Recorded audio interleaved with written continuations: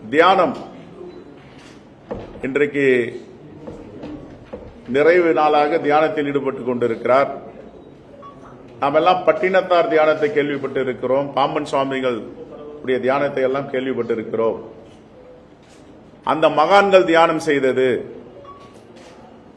மக்களுடைய நலனுக்காகவும் நாட்டுடைய நலனுக்காகவும் மேற்கொண்டார்கள். அனைத்து தரப்பு மக்களும் மகிழ்ச்சியோடு வாழ வேண்டும். இதுதான் தியானத்துடைய பொருள். யாரும் விளம்பரம் தேடிக்கொள்ளாமல் அரசியலுக்காக பயன்படுத்தியதாக வரலாறே இல்லை. ஆனால் நம்முடைய பிரதமர் அவருடைய தொகுதி வாரணாசியில ஓட்டெடுப்பு நடந்து கொண்டிருக்கிறது. இங்கே வந்து தியானம் செய்கிறார். தேர்தல் ஆணையத்திடம் இது தவறு. அவர் தியானம் செய்யலாம், அவருடைய தனிப்பட்ட முறை, அதில் எங்களுக்கு எந்தவித கருத்து வேறுபாடும் கிடையாது.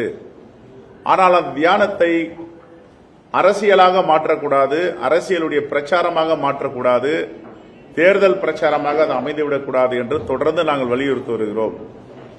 ஆனால் தேர்தல் ஆணையம் இதிலும் கண்ணை மூடிக்கொண்டு வேடிக்கை பார்த்துக் கொண்டிருக்கிறது. கேட்டால் இது மௌன விரதம் தானே, இதில் என்ன தவறு இருக்கிறது என்று. இது மக்கள் பிரதிநிதித்துவ சட்டத்தின் கீழ் வரவில்லை என்று சொல்லுகிறார்கள். 14 கேமராவை வைத்துக் கொண்டு தியானம் செய்வது இதற்கு பேர் தியானமா? இதற்கு கூட தேர்தல் ஆணையத்திற்கு ஏன் தெரியவில்லை? தியானம் செய்பவர்கள் எந்தவித இடையூறும் இல்லாமல் அமைதியான முறையில் தனிமையில் தியானம் செய்வார்கள். 14 கேமராவை முன்பு வைத்துக் கொண்டு ஒரு மனிதன் எப்படி தியானம் செய்ய முடியும்? இதற்கு பேர் தியானமா?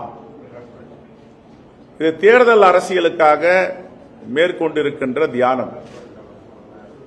எதற்காக விவேகானந்தர் தன்னுடைய வாழ்க்கையை அர்ப்பணித்து எல்லா மக்களுக்குமான ஒரு தலைவராக விளங்கினாரோ, அவருடைய சிகாகோ பேச்சுகளாகட்டும், இந்தியாவில் பேசிய உரையாகட்டும், அதற்கு நேர்மாறாக விவேகானந்தருடைய புகழை கெடுப்பதற்கும் இப்படிப்பட்ட முடிவை நரேந்திர மோடி எடுத்திருக்கிறார். இது வன்மையாக கண்டிக்கத்தக்கது.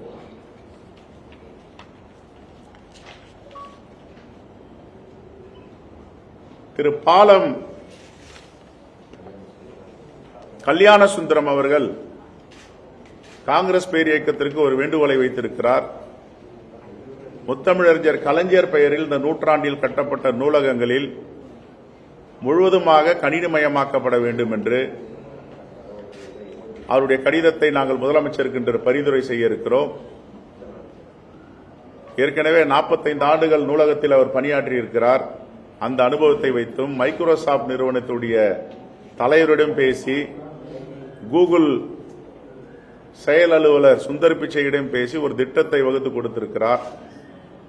இந்த நூற்றாண்டு விழா முடியும் பொழுது முத்தமிழறிஞர் கலைஞருக்கு சிறப்பு சேர்க்கும் விதமாக இந்த நூலகங்களை முழுவதுமாக கணினிமயமாக்கப்பட வேண்டும் என்ற பாலம் கல்யாண சுந்தர வேண்டுகோளை காங்கிரஸ் பேரியக்கம் என்று பரிந்துரை செய்ய இருக்கிறது.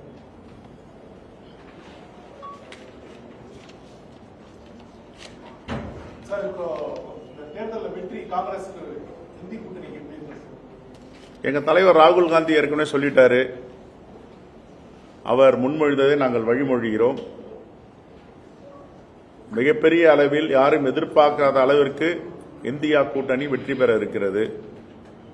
ஆனால் எல்லா வேலையும் முடித்துவிட்டு வாக்கு எண்ணிக்கையின் போது விழிப்புணர்வோடு இருக்க வேண்டும்.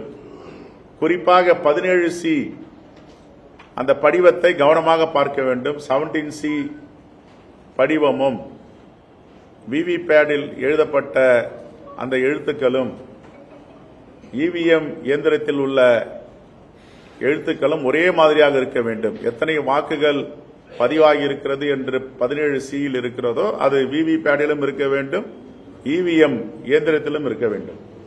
இதை எங்களுடைய வாக்குச்சாவடி முகவர்கள் உன்னிப்பாக கவனமாக இருக்க வேண்டும். இவ்வளவு நாள் உழைத்த உழைப்பு, இந்த 10 ஆண்டுகள் போராட்டம், ஜனநாயகத்தை மீட்டெடுப்பதற்கான போராட்டம் வெற்றி பெறும் பொழுது 24 மணி நேரமும் வாக்கு எண்ணிக்கை என்று காங்கிரஸ் பேரியக்கத்தை சார்ந்த தோழமை கட்சிகளை சார்ந்த வாக்குச்சாவடி முகவர்கள் கண்ணும் கருத்தமாக இந்த தேசத்தை பாதுகாப்பதற்கும் இந்திய அரசியலமைப்பு சட்டத்தை பாதுகாப்பதற்கும் விழிப்போடு இருக்க வேண்டும் என்பதுதான் எங்களுடைய கோரிக்கை.